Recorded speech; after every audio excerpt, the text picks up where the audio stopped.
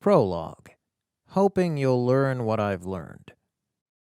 On January the 22nd, 2020, less than a month after New Year's Day, I delivered my last speech of that year. I would have never guessed that it would be my last, but that's often how lasts work.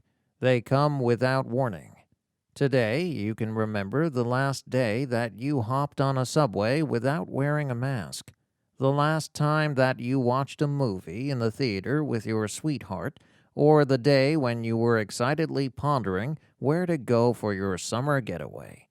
But while it was happening, you didn't know that it was going to be the last time for a long time. I've been a motivational speaker for most of my adult life, but coronavirus rocked that life to its very foundation. In all that time, I had never taken a break for more than a week. Even in the midst of natural disasters, I still gave speeches. But in 2020, for the first time, the professional speaking industry came to a halt so completely that there was no restart in sight. Since then, I have felt helplessly stranded in the unknown. In the beginning, I thought it was a simple virus that would soon pass. Then, at the beginning of February, I thought, oh wow, this is serious. It seems to be lasting longer than expected. I felt butterflies in my stomach. My morning routine used to begin with checking the day's speaking schedule, but my schedule, my car, and even I all came to a screeching halt. "Boss, I'm afraid that we're going to be in serious trouble if this continues," said Director Choi toward the end of February. She was in charge of accounting at my company. She said, "With the money reserved in our account, we might be able to hold out for a couple of months, but that's it."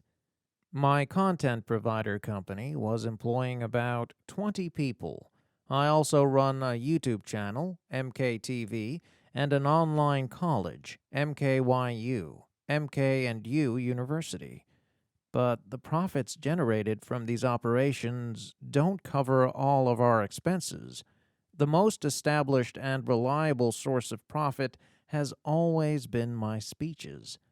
The pause in my speaking meant that the company was in jeopardy. I was full of anxiety as the days since my last speech stacked up. Then, one morning, I blurted out, "Please help me this one time to retain them all. Please grant my wish just once so that I don't have to let any of my employees go." I had to do something, anything, to find a way out of this crisis and keep all my employees. Something had to change. So, from that day on, I have had a new morning routine. I focused my nervous energy on problem solving.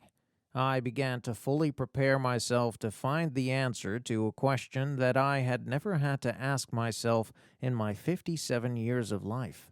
What do you do when faced with a highly contagious virus? First, I subscribed to the print copies of 2 newspapers.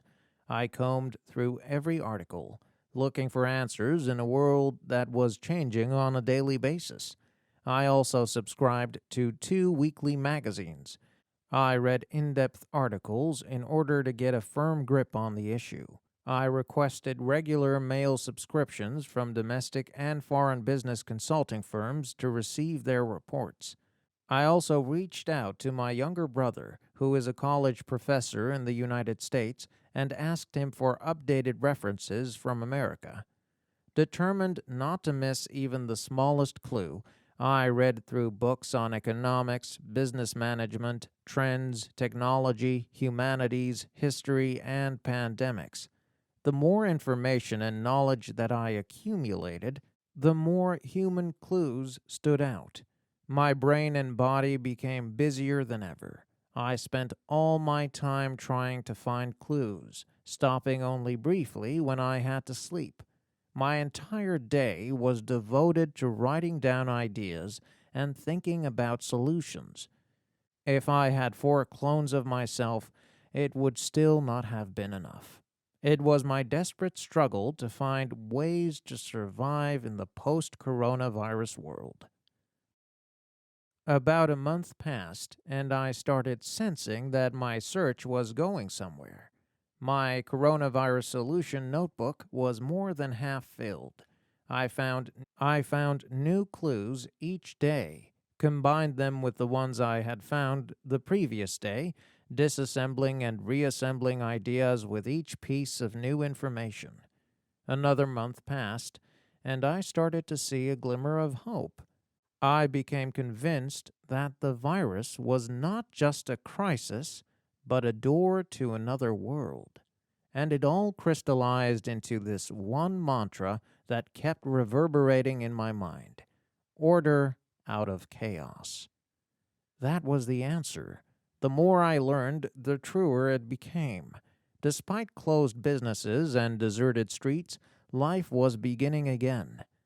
The entire world was teeming with newly emerging signs and phenomena.